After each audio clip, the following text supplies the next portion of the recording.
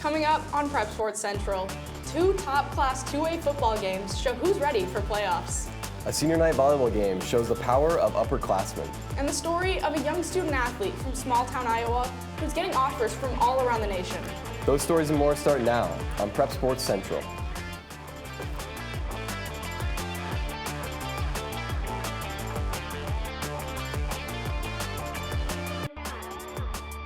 Really, I think just having the mindset that, this is a number 1 versus number 5 and both 7-0 teams, so just got to work hard, play all 4 quarters, and just be dogs out there, do your job. Kemper Catholic hosted Okoboji on senior night as both teams battled for the conference championship title. Hello, I'm Abby Altman. And I'm Nathan Porter.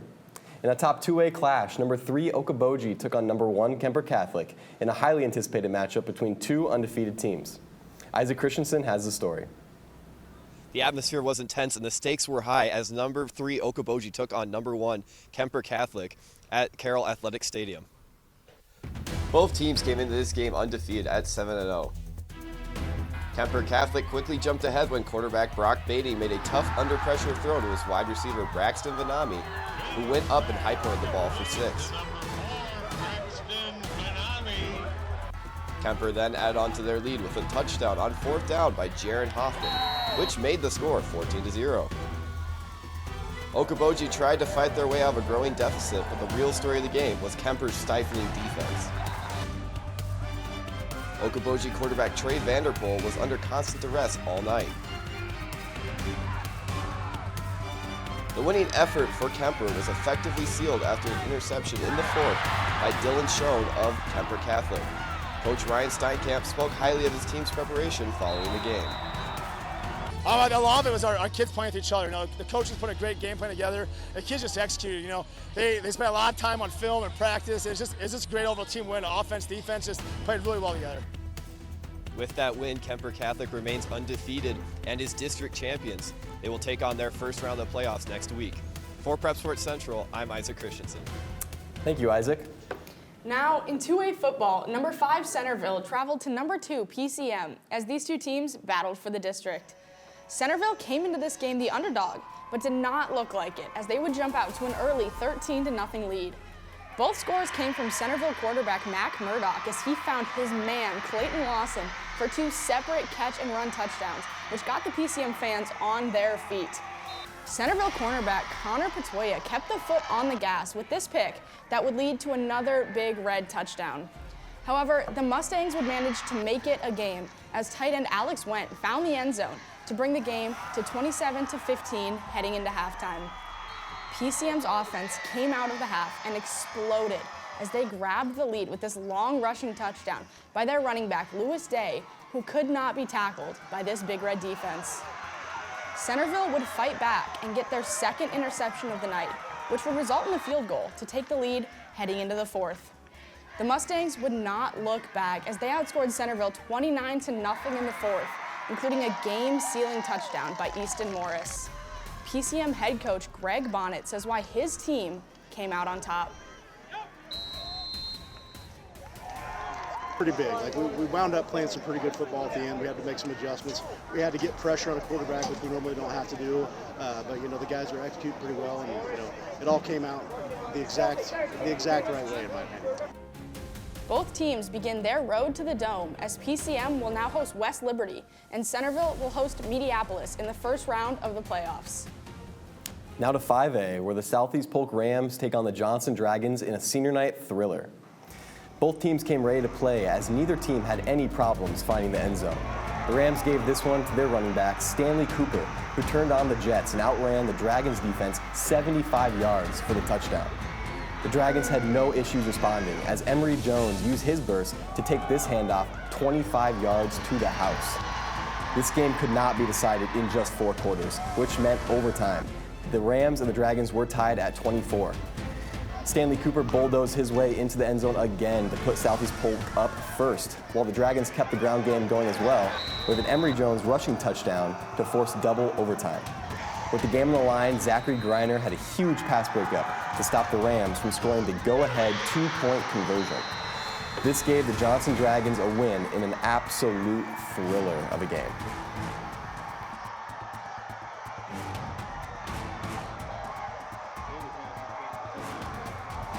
one thing. I don't know if my heart can handle this as a 55-year-old, but you know what? Thoughts of the game? Two great high school football teams, both teams playing their butts off tonight. And you know, it came down to double overtime. And, you know, I was a little nervous there at the end because I knew they were going to probably go for 2 to win it. And we've been practicing against that play. We actually kind of knew it was coming, but, you know, thank God somebody was looking out for us. The Dragons look to now continue their win streak against Des Moines Roosevelt next week, while the Rams try to finish their season in the win column against their old rival, Des Moines East.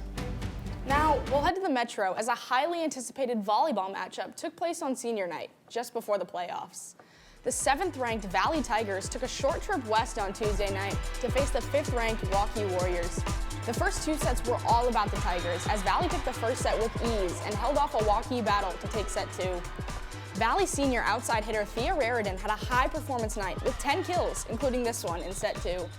Waukee did not give up easily, however, as this kill from the Warriors' senior captain, Maggie Craig, was just one of many attacks that helped give Waukee a win in set 3. What looked to be a fast 3 sets quickly turned into a battle, as Waukee found their groove in the later sets. Ultimately, the late push from Waukee was not enough, as Braeden landed another kill to give the Tigers a 3-1 victory. The Valley head coach talked about what this win means heading into the playoffs. I mean, Waukee's a great team, and anytime you can come into a team's home court, I mean, senior night, a lot of emotion, and then come away with a win, you just know that that's a confidence builder for you. The regional tournament will take place on October 21st through the 29th. Both teams are going into the tournament as the top seed in their respective brackets. All 9 teams from the Central Iowa Metro League came together to compete in a big cross-country meet ahead of districts and state. It was a great day for a 5K as the teams of the CIML got ready to race against inter-conference rivals who were looking for an important win leading into the home stretch of the season. From the start, Johnson got off to an early lead, but Waukee Northwest followed close behind, making sure that this meet stayed competitive. Dowling Catholic maintained great time as well, as their runners kept pace with each other to hold a firm grasp on 3rd, while Ankeny Centennial fought to overtake them. Johnson thrived with their home track advantage, as they remained on top to finish in 1st, followed closely by Waukee Northwest in 2nd, and Dowling Catholic in 3rd. However, Johnston Jr. Jack Crossland takes the spotlight of this meet, finishing with a new personal best time of 14 minutes and 59 seconds, just falling underneath the 15-minute mark. Good, finally getting under 15. That was my goal for like start of the year. So, but we still have districts and state. Now with a new personal best time, Jack Crossland, along with the teams of the CIML, set their sights on districts with hopes of making a splash in the state tournament on November 1st. A small Iowa town is seeing a young football star get national attention through 8-man football. Elijah Caliger and Alondra Rivera bring you Woodbine star 4-star recruit. Hi, my name is Landon Bloom. I'm from a small town in Woodbine, Iowa. I play 8-man football, and I'm a junior, and ready to get after it this football season. So I started playing football when I was a kid. I always played outside, at recess with my buddies all the time. So, I mean, just growing up, like 3rd grade, just playing football with my friends. But I got to junior high. I played all the way up to junior high, and then I was about getting ready to play high school football, but I didn't know for sure if I wanted to keep playing or not because I was really enjoying basketball, and I was playing on a Adidas circuit called 3SSB, and I wanted to be a basketball player. I wanted to play Division I basketball, but my dad convinced me to go out for football and just give it a shot, and it turns out I really enjoyed playing high school football even more than I used to enjoy playing football. So, yeah, I mean, after that, I just fell in love with football and just loved it ever since. So, I mean, I describe 8-man football as, I still think it's regular football, but obviously, just feels a little smaller. So, I mean, it's honestly kind of harder to get open sometimes because you don't got as much space to work with. I mean, there's guys, I get guarded by the team's best player every week, so, and I get doubled every game. So, people say, oh, you're in 8-man football, but, there's still dudes in 8-man football that can play, so. I really enjoyed just playing football, and I really enjoyed catching the ball, especially deep balls and scoring touchdowns. So, scoring touchdowns is kind of my favorite feeling. So, I would say after that, I just felt like I could play ball anyway. It really means a lot to me, especially being from a small town. And I've got asked to go to a lot of other schools this past year, especially in Omaha. I want to stay in my hometown and play for my hometown, so that's why I decided to stay at Woodbine. I mean, it means a lot to me, being from a small town. I mean, this is where I grew up my whole life. A small town, Woodbine, everybody knows everybody. I'd say there's probably around like a little under 40 or maybe right at 40 kids in my class. So, I mean, that's just a great feeling to have. I mean, if you go to a big school, I mean, you're not going to know everybody there. I mean, in a small town, Woodbine, Iowa, I mean, you just know everybody, so it's just great culture. One of my goals this season, obviously win a state title. First time ever in Woodbine history. It's been my goal, just since I started football, that's been my biggest goal. So, just trying to win a state title and long term, just play football as long as I can and go to the right college that is the right fit for me. Landon Bloom and the Woodbine Tigers look to keep their winning ways going into the postseason as they host Exira EHK this Friday. Now we introduce our rapid fire rundown host, Taten and Eighmy. Thanks for joining us. Thanks for having me, guys. Some big news out of a state tournament in the summertime is the softball state tournament now being moved from single elimination to double elimination. Yeah, and with that tournament coming up next summer, how is that going to affect the teams that are going to participate in that? Yeah, it's just going to lead to more games overall. I mean, they already had consolations, so they played all the way through a third and fourth place team, meaning they had more games than most Iowa tournaments already.